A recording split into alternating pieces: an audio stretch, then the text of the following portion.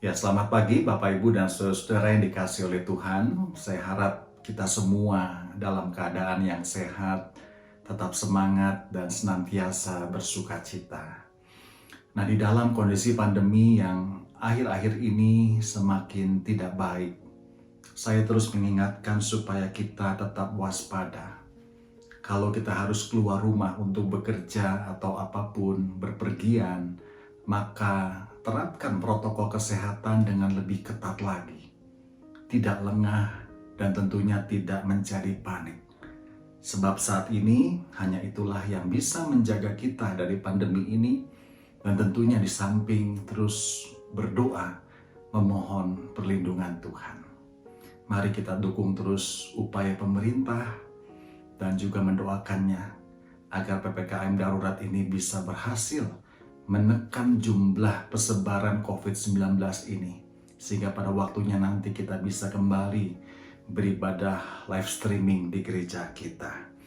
Apabila ada Bapak Ibu yang membutuhkan layanan doa, maka Bapak Ibu juga bisa menghubungi saya melalui nomor saya, ataupun juga penatua bagian perlawatan doa akan dilayani secara online via video call ataupun telepon. Nah, Bapak Ibu sekalian, saudara-saudara, pada hari Minggu ini tanggal 11 Juli 2021, kita masih bergabung dalam ibadah live streaming di channel YouTube YKB.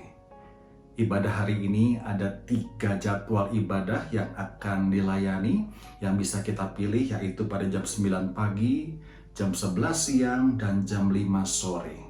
Silakan Bapak Ibu memilih sesuai dengan keadaan di rumah masing-masing.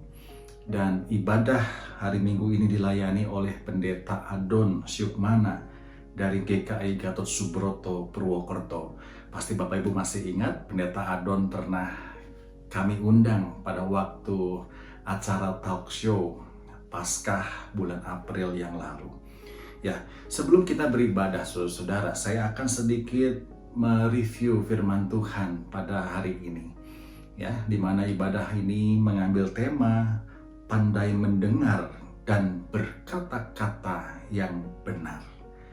Firman Tuhan hari ini akan diambil dari bacaan Injil Markus pasal 6 ayatnya yang ke-14 sampai dengan 29.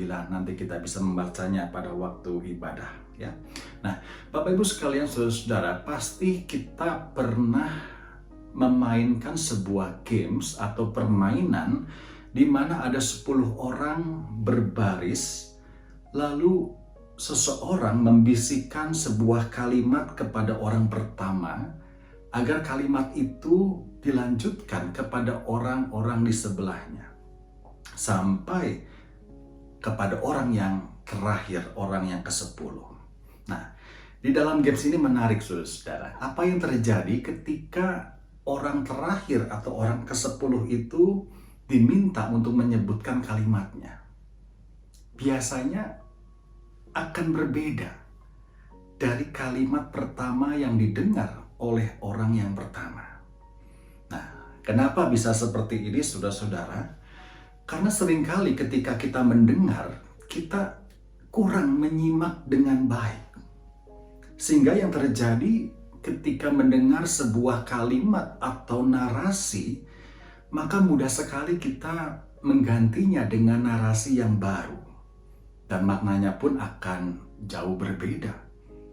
Akibatnya pun, saudara-saudara, kata-kata yang kita ucapkan, yang kita keluarkan juga adalah kata-kata yang tidak benar seperti yang kita dengar. Nah, saudara-saudara, firman hari ini di dalam Injil Markus memperlihatkan kesalahan fatal dari seorang Raja Herodes, di mana Raja Herodes sudah banyak mendengar tentang Yesus, dia banyak mendengar cerita tentang Yesus, tapi memang narasinya berbeda-beda. Ada orang yang menyebutnya sebagai Elia, ada orang yang menyebut Yesus sebagai nabi-nabi terdahulu, dan lain-lain. Tapi bagi Herodes, dia berpikir, dia meyakini bahwa Yesus adalah Yohanes yang sudah kupenggal kepalanya dan yang bangkit lagi. Nah, di sini Herodes teringat akan kesalahannya.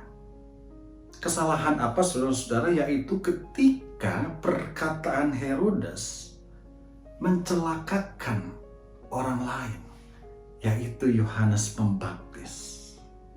Tentu kita ingat kisah ini. Di tengah-tengah kegembiraan pesta ulang tahun Herodes, ada tarian anak Herodias yang begitu menyukakan hatinya. Maka Herodes berkata kepada gadis itu dengan mudahnya. Dia berkata, "Minta daripadaku apa saja yang kau ingini, maka akan kuberikan kepadamu." Herodes berkata-kata tidak dengan hikmat, tidak berpikir panjang.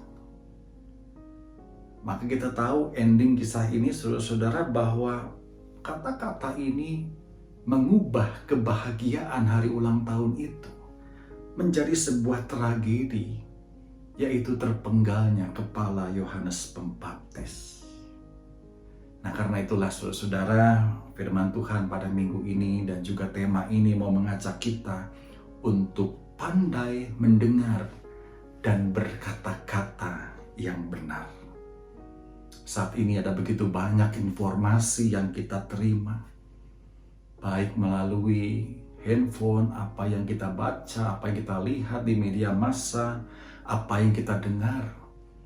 Baik itu informasi yang bernada positif ataupun informasi yang bernada negatif.